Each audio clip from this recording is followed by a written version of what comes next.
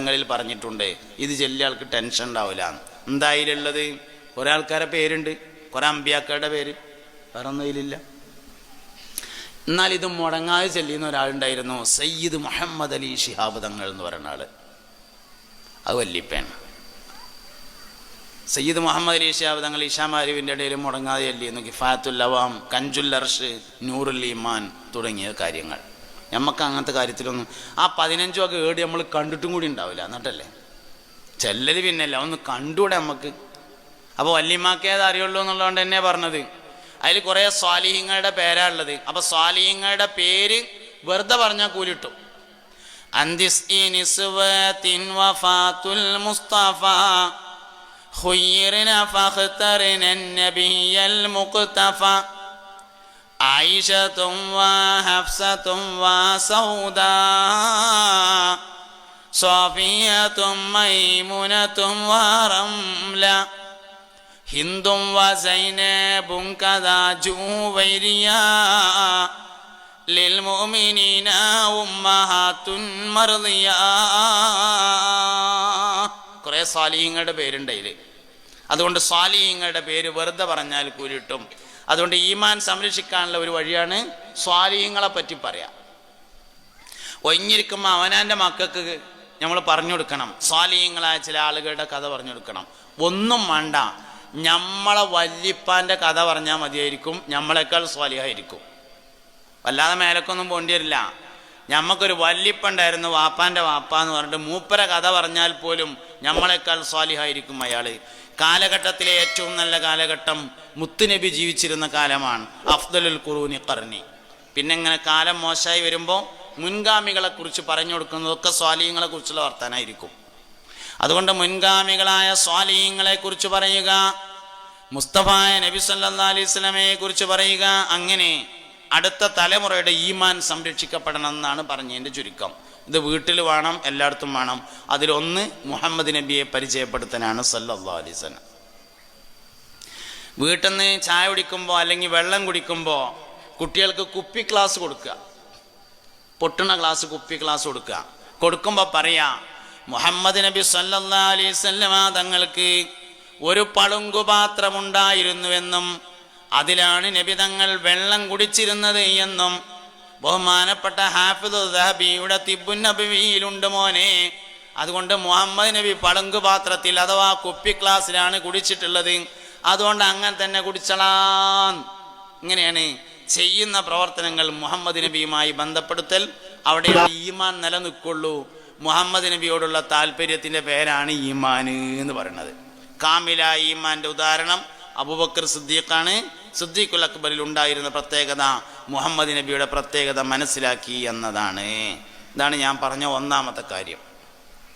രണ്ടാമത്തത്, മക്കളുടെ, സന്താനങ്ങളുടെ, അടുത്ത തലമുറയുടെ സ്വഭാവം സംരക്ഷിക്കണേ നമ്മളെ ബാധ്യതയാണ്. മഹല്ലമ്മച്ചിക്കും ബാധ്യതയുണ്ട്, മഹല്ല ജനങ്ങൾക്കും ഉണ്ട്, ബാപ്പാർക്കും ഉണ്ട്, ഉമ്മാർക്കും ഉണ്ട്, എല്ലാവർക്കും ഉണ്ട്. സ്വഭാവം സംരക്ഷിക്കപ്പെടുക എന്നുള്ളത് ഒരു ബാധ്യതയാണ്. ഈ സ്വഭാവങ്ങൾ എന്ന് പറഞ്ഞത് ഒരു പ്രദേശത്തിന് മൊത്തം ഉണ്ടാവും. നമ്മളിങ്ങനെ പറയുകയാണെങ്കിൽ വയനാട്ടുകാരെ സ്വഭാവവും പരപ്പനങ്ങാടിക്കാരെ സ്വഭാവവും ഒരേ മാതിരി ആവില്ല. വെള്ളായിക്കോട് തൽക്കാലം പറയണില്ല, ഇവിടുന്ന് ഇത് കഴിഞ്ഞിട്ട് തടി കിട്ടണം. അതുകൊണ്ട് വയനാട്ടുകാരെ സ്വഭാവവും പരപ്പനങ്ങാടിക്കാരുടെ സ്വഭാവവും ഒന്നേ ഒരേ മാതിരി ആവില്ല, വ്യത്യാസം ഉണ്ടാവും.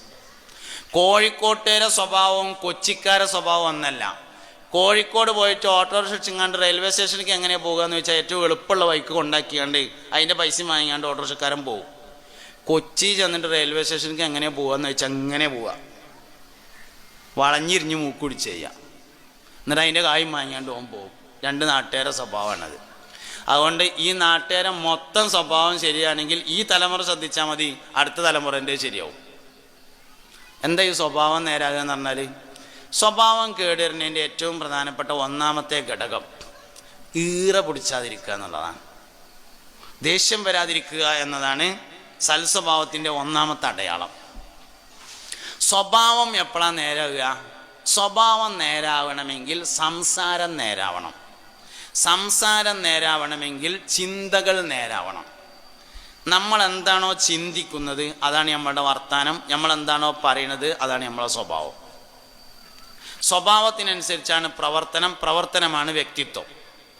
സാലിം ഫൈസി എന്താ എന്ന ചോദ്യത്തിന് ഉത്തരം, സാലിം ഫൈസിയുടെ പ്രവർത്തനം എന്താകുന്നു അതാണ് മൂപ്പര്. പ്രവർത്തനം കൊണ്ടാണ് ഒരാളെ വിലയിരുത്തുന്നത്. പ്രവർത്തനം എപ്പോഴാണ് നേരാകുക? വർത്തമാനം നേരായ, സ്വഭാവം നേരായാലാണ്. സ്വഭാവം എപ്പോഴാണ് നേരാകുക? സംസാരം നേരായാലാണ്. സംസാരം എപ്പോഴാണ് നേരാകുക? ചിന്ത നേരായാലാണ്. അപ്പോൾ ആദ്യം മാറേണ്ടത് ചിന്തകളാണ്.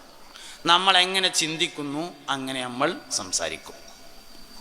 ഇതന്നെ സംഗതി. അപ്പം അതുകൊണ്ട് ആദ്യം ചിന്ത ക്ലിയറാക്കണം.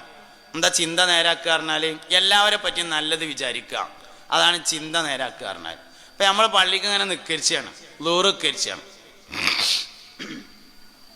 നമ്മൾ പള്ളിയിൽ ഇങ്ങനെ ലോറുസ്കരിക്കുകയാണ് വിചാരിക്കുക. പള്ളിയിൽ ഇങ്ങനെ ലോറുസ്കരിക്കുമ്പോൾ ഒരാൾ ആ പള്ളിൻ്റെ അടുത്ത് കൂടി ഇങ്ങനെയാണ്ട് നടന്നു പോയി പള്ളിക്ക് കയറാതെ. അപ്പം നമ്മളെന്താ വിചാരിക്കേണ്ടത്? ആ ചങ്ങായി കണ്ടിടേ ഇവിടെ ജമാഅത്ത് നടക്കുമ്പോൾ പള്ളിയുടെ മുന്നിൽ കൂടെ പോണത് എന്ന് ചില ആൾക്കാർ വിചാരിക്കും. ചില ആൾക്കാർ വിചാരിക്കും ആ ഓന് ചിലപ്പം കക്കൂസ് പോവാൻ മുട്ടിയിട്ടേക്കാരം. ഏതാ നല്ല വിചാരങ്ങളൊന്ന് പറഞ്ഞാണ്.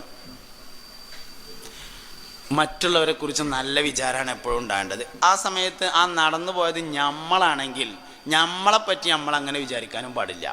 അപ്പം നമുക്ക് നേരെ ഓപ്പോസിറ്റാണ്. നമ്മൾ ചെയ്യണതിനൊക്കെ നമുക്ക് ന്യായമുണ്ട്, ബാക്കിയുള്ളവർക്കൊരു ന്യായവും ഇല്ല. അങ്ങനെയാണ് നമ്മളവസ്ഥ.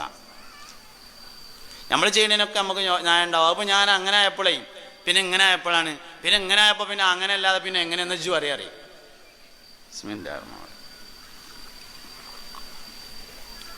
അങ്ങനെയൊക്കെയാണ് നമ്മളെ പരിപാടികൾ തരണത്. ഞമ്മക്കൊരു ന്യായം ഉണ്ടാകരുത്, ബാക്കിയുള്ളവർക്ക് ന്യായം ഉണ്ടാവണം. നമ്മൾ നേരെ ഓപ്പോസിറ്റാണ്. നമുക്കെല്ലാ ന്യായവും ഉണ്ട്, വേറുള്ളവർക്ക് ഒരു ന്യായവും ഇല്ല എന്നുള്ളിടത്താണ് നമ്മളുള്ളത്. ഇത് ആണുങ്ങൾ ഒരേമാതിരി തന്നെയാണ്, പെണ്ണുങ്ങൾ ഒരേമാതിരി തന്നെയാണ്. മറ്റുള്ളവരുടെ ന്യായങ്ങളെക്കുറിച്ചൊരു ബോധമില്ല. അതേ ആള് പിറ്റേന്നും ദൂരസ്കാരം പള്ളിക്ക് നടക്കുമ്പോൾ നടന്നു പോയും വിചാരിക്കുക. എന്നാലോ ഇന്നലെ നടന്നു പോയപ്പോൾ എന്നായിക്കോട്ടെ കക്കൂസ്കോനെ കാരണം നമ്മൾ കരുതിയെന്ന് വിചാരിക്കുക. അതേ ആള് പിന്നെയും പിറ്റേന്ന് ദൂരക്കരിച്ചുമ്പോഴുണ്ട് അയാൾ അതിൻ്റെ മുകളിൽ പോകണം. ഇന്ന് എന്താ വിചാരിക്കേണ്ടത്? അത് ഇന്നലെ മുട്ടി അതേ സമയത്ത് ഇന്ന് മുട്ടാനുള്ള എല്ലാ സാധ്യതയുണ്ട്, മുട്ടിയിട്ട് തന്നെ ഇക്കാരം. ഇതാണ് നല്ല വിചാരം എന്ന് പറഞ്ഞത്. മറ്റുള്ളവരെ കുറിച്ച് എപ്പോഴും നല്ലത് വിചാരിക്കണം. എന്നാൽ ഞമ്മക്കൊരു ന്യായം ഉണ്ടാവും ചെയ്യരുത്. എങ്ങനെയാണ് ജീവിക്കേണ്ടത്? ഇതാണ് ചിന്ത നന്നാക്കുക എന്ന് പറഞ്ഞാൽ. ഒരു ദിവസം മുസ്തഫ നബി സല്ലല്ലാഹു അലൈഹി വസല്ലം തങ്ങൾ മദീനയിലുള്ള മുനാഫിക്കുകളുടെ പേര് ഹഫ്സ റളിയല്ലാഹു അൻഹാക്ക് പറഞ്ഞു കൊടുത്തു. ഹഫ്സ മദീനത്തെ മുനാഫിക്കുകൾ ഇന്ന ആൾക്കാരൊക്കെയാണ് എന്ന് പറഞ്ഞു. ഈ വിവരം അബൂ ഹുറൈറ റളിയല്ലാഹു അൻഹു ഹഫ്സ ബീവിക്ക് മദീനത്തെ മുനാഫിക്കുകളുടെ പേര് പറഞ്ഞു കൊടുത്തിട്ടുണ്ട്. അബൂ ഹുറൈറ റളിയല്ലാഹു അൻഹു പള്ളിക്ക് വന്നപ്പോൾ സഹാബത്തെ കൂടി ഇങ്ങനെ വട്ടത്തിൽ നിൽക്കുകയാണ്. സിദ്ദീഖ് റളിയല്ലാഹു അൻഹു, ഉമർ ഖത്താബ്, അലി റളിയല്ലാഹു അൻഹു, ഉസ്മാൻ ബിൻ അഫ്ഫാൻ, അബ്ബാസ് റളിയല്ലാഹു അൻഹു എല്ലാവരും ഇങ്ങനെ നിൽക്കുന്നുണ്ട്. അപ്പോൾ അബൂ ഹുറൈറ റളിയല്ലാഹു അൻഹു പറഞ്ഞു, പിന്നെ നിങ്ങൾ അറിഞ്ഞോ മദീനത്തെ മുനാഫിക്കുകളുടെ പേര് മുസ്തഫായ നബി സല്ലല്ലാഹു അലൈഹി വസല്ലം തങ്ങൾ ഹഫ്സ ബീവിക്ക് പറഞ്ഞു കൊടുത്തിട്ടുണ്ട് എന്ന് പറഞ്ഞു സയ്യിദുന അബൂ ഹുറൈറ റളിയല്ലാഹു അൻഹു. ഇത് പറഞ്ഞ് മുഴുവനായില്ല. പിന്നെ നോക്കുമ്പോൾ ഉമർ ഖത്താബിനെ കാണാനില്ല. ഇതാണ് പറഞ്ഞ് മുഴുവനായില്ല. പിന്നെ നോക്കുമ്പോൾ ഉമർ ഖത്താബിനെ കാണാനില്ല. എങ്ങനെ തെരഞ്ഞിട്ടും മൂപ്പരെ കാണാനില്ല. എവിടേക്കപ്പോൾ പോയി? ഇപ്പോൾ ഇവിടെ ഉണ്ടായിരുന്നല്ലോ എന്ന് പറഞ്ഞു. ഒരു പിടുത്തുമില്ല. ഉമർ റളിയല്ലാഹുവിന് എന്താ ചെയ്തത് വെച്ചാൽ നേരെ ഹഫ്സ ബീവിൻ്റെ അടുത്ത് പോയി. ഉമർ റളിയല്ലാഹുവിൻ്റെ മോള് കൂടിയാണ് ഹഫ്സ റളിയല്ലാഹു. മുസ്തഫ നബി തങ്ങളുടെ സഹധർമ്മിണിയാണ് ഹഫ്സ ബീവി റളിയല്ലാഹു അൻഹ. നേരെ ഹഫ്സ ബീവിൻ്റെ അടുത്ത് എന്നിട്ട് ചോദിച്ചു, അല്ല ഹഫ്സേ, മദീനയിലെ മുനാഫിക്കീങ്ങളുടെ പേരൊക്കെ എനിക്ക് പറഞ്ഞു തന്നിട്ടുണ്ട് എന്ന് കേട്ടല്ലോ. ആ കടലാസൊന്ന് തരുമോ? അതിൻ്റെ ഒരു ഫോട്ടോ കോപ്പി എടുക്കാനാണ്. ഫോട്ടോ കോപ്പി വന്നിട്ടുണ്ടോയെന്ന് ചോദിച്ചാൽ നിൽക്കണ്ട, അതൊരു വർത്താനാണ്. ഉണ്ടല്ലോ സംഗതി പറയുമ്പോൾ അത് മനസ്സിലാകുന്ന കോലത്ത് പറയണ്ടേ. എന്നാ വേണ്ട, ആ ലീസ്റ്റ് ഒന്ന് കാണിച്ചു തരുമോ? ഞാൻ ഈ മൊബൈൽ കൊണ്ട് ഒന്ന് ഇങ്ങനെ ഫോട്ടോ എടുക്കട്ടെ എന്ന് പറഞ്ഞു. ഹഫ്സ ബീവി പറഞ്ഞു തരൂലാർന്നു. അപ്പോൾ ഉമർ റളിയല്ലാഹു ചോദിച്ചു, ഞാൻ എന്നാൽ അതൊന്ന് നോക്കിങ്ങാണ്ട് അങ്ങോട്ട് തന്നെയാണ് തരൂലാർന്നു. ഞാൻ എന്നാൽ നിങ്ങളോടൊരു ചോദ്യം ചോദിക്കട്ടെ ചോദിച്ചു. ആ ചോദിച്ചോളി പറഞ്ഞു. അതിലിൻ്റെ പേരുണ്ടോ എന്ന് ചോദിച്ചു. ഇല്ല എന്ന് പറഞ്ഞപ്പോൾ പറഞ്ഞു, എന്നാൽ എനിക്ക് ആ ലീസ്റ്റ് വേണ്ടാറും. നമ്മൾ ലീസ്റ്റ് തിരഞ്ഞു പോകുക എന്തിനാ അറിയോ? ആരൊക്കെ ഉള്ളത് നോക്കാനേ. ഉമർ റളിയല്ലാഹു തെരഞ്ഞു പോയത് മൂപ്പരുണ്ടോ നോക്കാനായിരുന്നു. ആരാ ഈ ആളെന്നറിയോ? മീറാജിൻ്റെ രാത്രി നിങ്ങളെ പേരെ ഞാൻ സ്വർഗത്തിൽ കണ്ടിട്ടുണ്ടെന്നും അതിൻ്റെ മുന്നിൽ നിങ്ങളെ പേര് എഴുതി വെച്ചിട്ടുണ്ടെന്നും മുസ്തഫായ നബി സല്ലല്ലാഹു അലൈഹി വസല്ലം തങ്ങൾ പറഞ്ഞ ആളാണ് അമീറുൽ മുഅ്മിനീൻ എന്ന് ചരിത്രത്തിൽ ആദ്യമായി വിളിക്കപ്പെട്ട ഉമർ ബിൻ ഖത്താബ് റളിയല്ലാഹു അൻഹു ആണ് ഈ പറയണത്. ഓൽക്കൊക്കെ ഓല കാര്യത്തിലായിരുന്നു ബേജാറ്, നമുക്ക് നാട്ടുകാരുടെ കാര്യത്തിലാണ് ബേജാറ്. നമുക്ക് നമ്മളെ കാര്യത്തിലൊരു ബേജാറും ഇല്ലല്ലോ. ഞാൻ ചില സ്ഥലങ്ങളിലൊക്കെ ഈ റമദാൻ മാസം ആയാലും തസ്കിയത്ത് ക്യാമ്പിന് പോകും. തസ്കിയത്ത് ക്യാമ്പാണ്. ആൾക്കാരെ നേരാക്കാൻ നിങ്ങൾ തന്നെ വരണം, നാട്ടുകാർക്ക് നിങ്ങളെ വലിയ ഇഷ്ടമാണെന്നൊക്കെ പറഞ്ഞിട്ട് കൊണ്ടുപോവുക. അങ്ങനെ ചെന്ന് ദോറിസ്കരം കഴിഞ്ഞിട്ട് ചെന്നാൽ ഒരു 3 മണിക്കൊക്കെ ക്യാമ്പ് തുടങ്ങും, ക്ലാസ്സൊക്കെ എടുക്കും. നമ്മൾ ഉഷാറായിട്ട് ക്ലാസ്സൊക്കെ എടുക്കും. പക്ഷേ കമ്മിറ്റിക്കാർ ഒറ്റൊന്നും ഉണ്ടാവില്ല, ഒക്കെ ബത്തൊക്കെ വെട്ടാൻ പോയിട്ടുണ്ടാവും. ഒറ്റൊന്നും തങ്ങെടുക്കില്ല. എന്താ കാര്യം? ഓലൊക്കെ നല്ലതായിട്ടുണ്ട് എന്നുള്ളതും ആൾക്കാരാണ് മോശക്കാരി എന്നതുമാണ് വിചാരം. ഇതാണൊരു മനുഷ്യനെ പരാജയപ്പെടുന്നത്. ഞാനൊരു പരിപാടി സംഘടിപ്പിക്കുന്നതേ ആദ്യം എനിക്ക് കേൾക്കാൻ വേണ്ടി ആയിരിക്കണം. എനിക്ക് കേൾക്കാൻ പറ്റാത്തൊരു കാര്യം സംഘടിപ്പിക്കാനും പാടില്ല. അതുകൊണ്ട് നമ്മളെക്കുറിച്ചുള്ള വിചാരമാണ് നേരാക്കേണ്ടത്. വിചാരം നേരായാലേ സംസാരം നേരാവുള്ളൂ, സംസാരം നേരായാലേ സ്വഭാവം നേരാവുള്ളൂ, സ്വഭാവം നേരായാലേ പ്രവർത്തനം നേരാവുള്ളൂ, പ്രവർത്തനം നേരായാലേ ആള് നേരാവുള്ളൂ.